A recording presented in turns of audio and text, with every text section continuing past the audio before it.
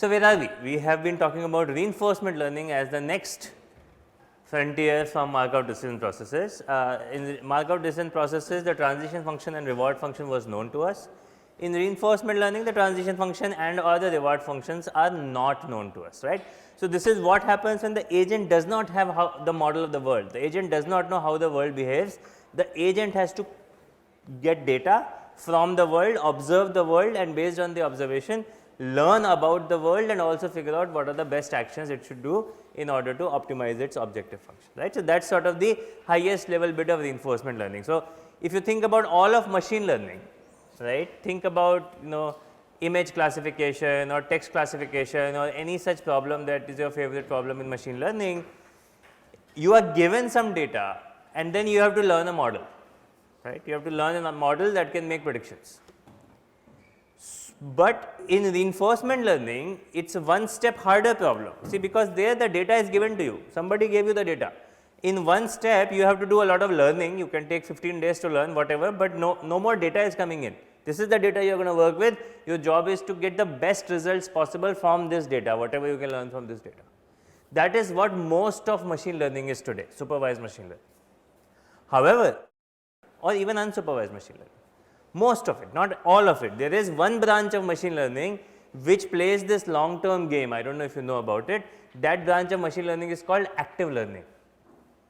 So, check it out. If you want to learn more about this, check it out. The machine learning algorithm says, give me the label on this data point. So, there actually the assumptions are relaxed. But for most of the popular machine learning, you give me the data, I will just train my model and the model will make predictions, that is it. But the full blown version of the problem is that nobody gives me any data. I am myself. I wake up. Now, suddenly I have to make sense of the model and I may be given some actions and those actions I am allowed to take, right. And I take an action and then something happens, the world changes and I get some reward. And when that happens, I learn something bit by bit about the world. And then based on that, over time I have done enough learning so that I can try to optimize my rewards, right. Initially I do not even know what the rewards are, how the world operates. Later I know I have some model and I want to optimize my rewards. So, this is a very generic version of the problem and this is called reinforcement learning and we defined it last class.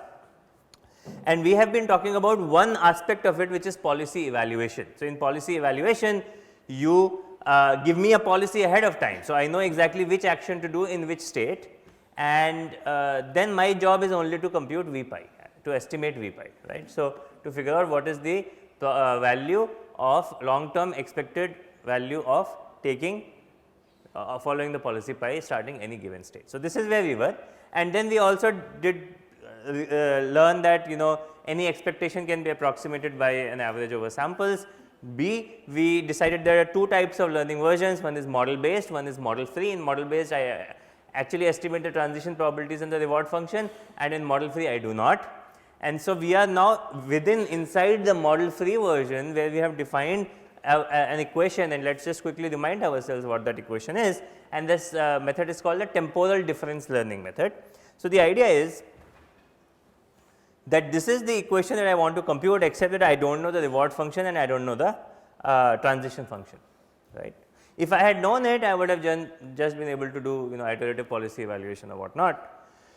So, what I do is I am in the state S, I take this action pi S, I get to the state S prime, I observe that I have gotten to the state S prime and I have got some immediate reward R.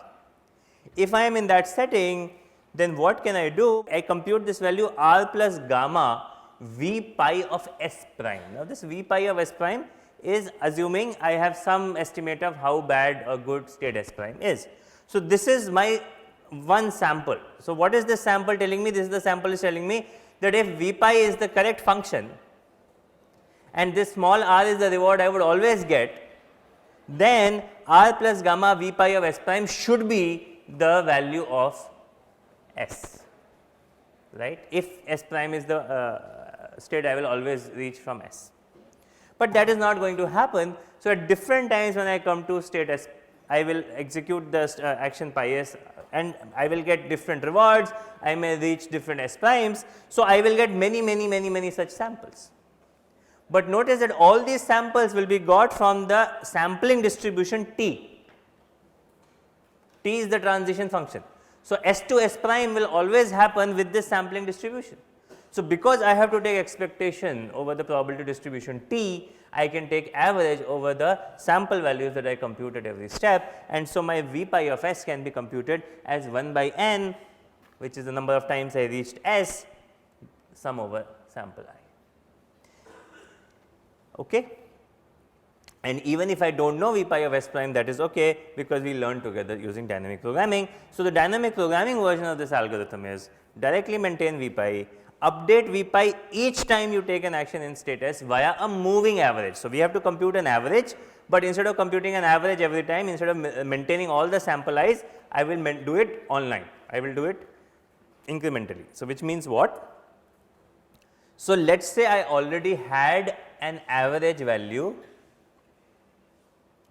V pi S n. N means that I have already seen S n times, and this is the average that I computed. And let us say I computed a new sample, sample n plus 1. So, now I have to estimate V pi S n plus 1. Everybody with me?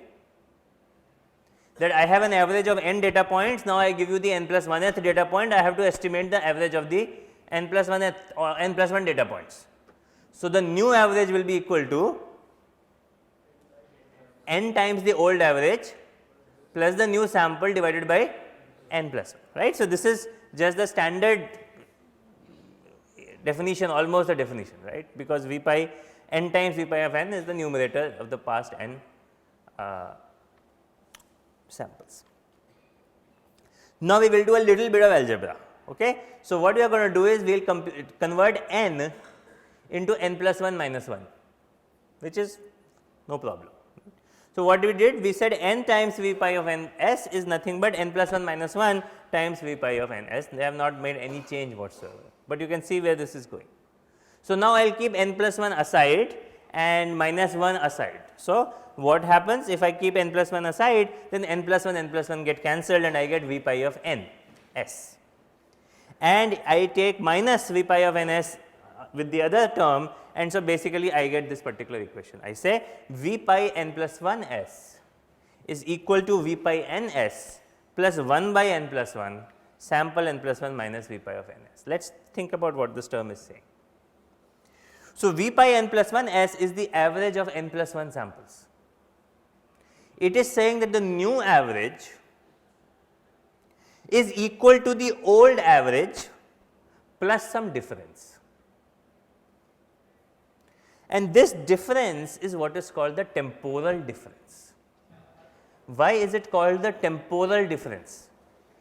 Temporal difference basically says that this is what I knew my value to be before taking the sample, before doing any look ahead, and then I did one step look ahead. So, I executed one action, I got one reward, I got to one S prime.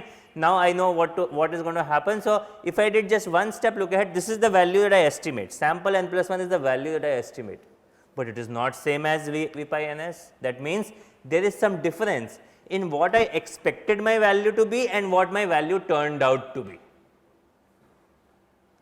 And this is the difference that I need to somehow compensate for. See, if I thought my state S is worth 10 and in this run I thought it should be 20, then what do I have to do? I have to increase my average, I have to increase my estimate. On the other hand, I thought this state is as good as 10 points and it ended up in this run only worth 5 points, and I have to decrease it. And in fact, if I have to do the exact computation, I have to decrease it by this difference times 1 by n plus 1.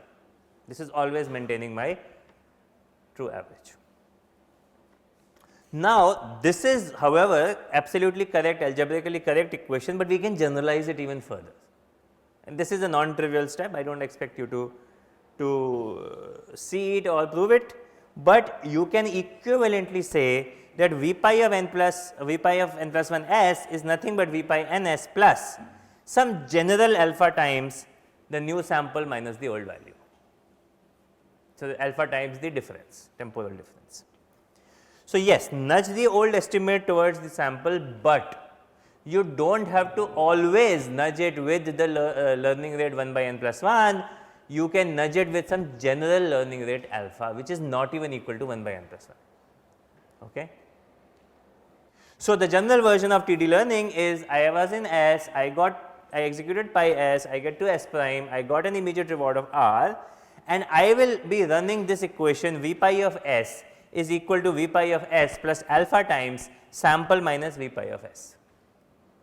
And you can always memorize this as old value plus alpha times the temporal difference, learning rate times the temporal difference.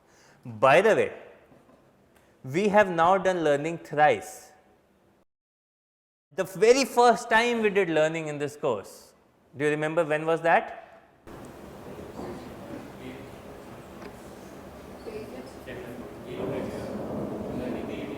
Learning the utility value in the minimax algorithm, and that is where I told you that all learning algorithms look the same.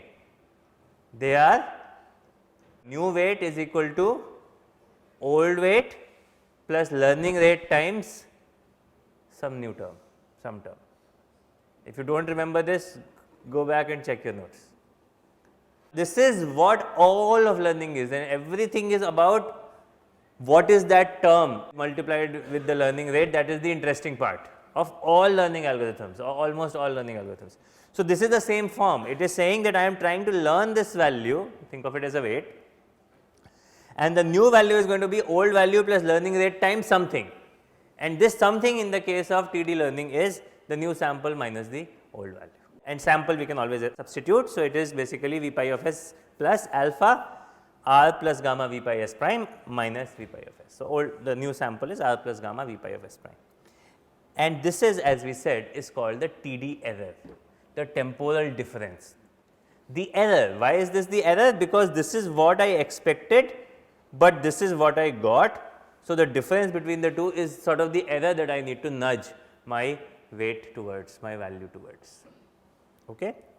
And by the way, equivalently we can write this down as 1 minus alpha V pi of S plus alpha times R plus gamma V pi of S prime. So, you can think of it as an average where the new sample is worth alpha and the old sample is worth 1 minus alpha. So, it is like I am maintaining the average, but new values are more important to me and the old values are slowly going to become less and less and less important, or vice versa, right, depending upon alpha. So, essentially what happens, the update maintains a mean of the noisy value samples. Why are these value samples noisy? They are noisy because even this V pi of S prime is not correctly known. We are also learning that. So, when we reach S prime, we will update as V pi of S prime. When we reach S, and now we have new V pi of S prime, so then that will change V pi of S. So, that dynamic programming behavior of a Markov decision process is going to maintain, that the successor is going to back send the value to the predecessor. That intuition is always going to stay, right, but we are now doing it in an experiential fashion. And moreover, and this is very non-trivial, but if the learning rate decreases over time appropriately, so appropriate term is very important, and I will explain what that means in a few slides from now. For example, 1 by n. So, 1 by n we have already proven that if it is 1 by n, then it always converges to absolutely the true average, but even if it is not 1 by n, but it is similar to 1 by n, and we will define what that means, then the value estimates are going to converge to the true values. So, this is the general form, that your learning rate need not be 1 by n, it can be something else, and as long as it satisfies some properties, it still converges to the true values. So, this is the TD learning algorithm, okay, and this is one of the sort of fundamental algorithms in the field of reinforcement learning, and this is what we are going to use to actually solve the full blown model free RL problem.